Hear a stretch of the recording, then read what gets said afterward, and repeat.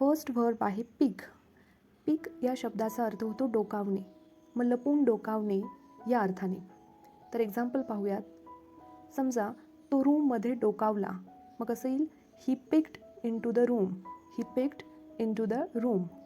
Next verb आहे nod. Nod म्हणजे मान हलवणे, मग होकारार्थी मान हलवणे.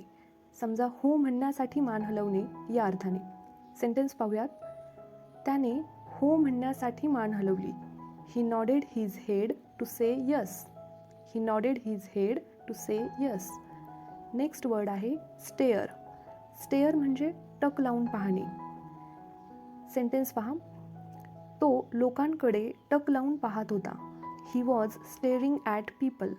ही was staring at people. Next verb blink. Blink म्हणजे डोळे मिचकवणे. सेंटेन्स पहा. त्याने डोळे मिचकवले. He blinked his eyes. He blinked his eyes. Next word Yon.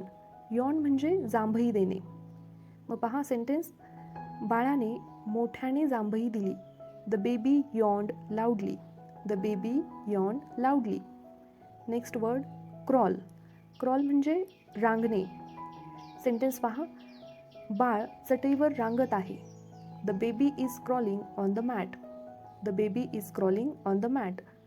Next पहा पॅट. पॅट म्हणजे थोपटणे. मग समजा तिने बाळाला थोपटले. मग she patted the baby.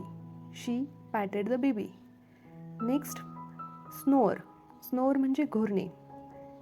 Sentence पहा. माझे आजोबा रात्रीच्या वेळी घोरतात. सेंटेन्स कसं येणार आहे? My grandpa snores at night. My grandpa snores at night. आणि लास्ट वर्ड आहे शेक. शेक म्हणजे हलवणे.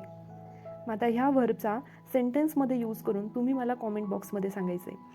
आणि हा व्हिडिओ कसा वाटला ते सुद्धा सांगायचं आहे. आणि अशाच युजफुल इन्फॉर्मेशनसाठी या चॅनलला सबस्क्राईब करायचं आहे. Then see you in the next video.